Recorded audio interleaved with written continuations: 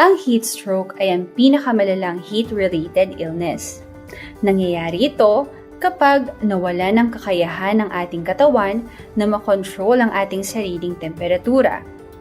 Mabilis na tumataas ang body temperature ng isang taong may heat stroke at nawawala ng kakayahan magpawis o mag-cool down ang katawan.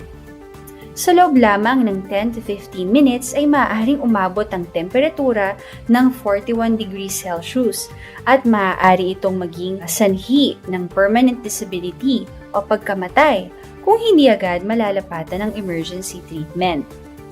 Narito ang warning signs ng heat stroke: mataas na body temperature, mainit, mapula at tuyong balat na hindi nagpapawis, mabilis at malakas na pulso, matinding sakit ng ulo, pagkahilo, altered mentality.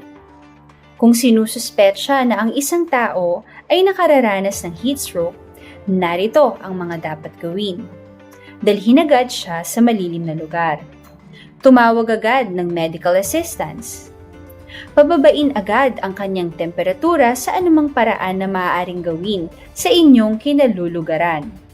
Maaaring isprensya ng tubig, lagyan ng cold compress o yelo ang ulo, leeg, kilikili at iba pang bahagi ng katawan.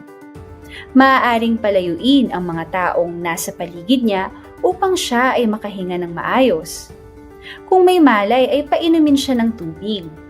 Iwasan ang mga inumin na may caffeine at alcohol. I-monitor ang temperatura ng pasyente at ituloy ang pagpapababa nito. To learn more about first aid, emergency preparedness, and disaster awareness, don't forget to click the subscribe button.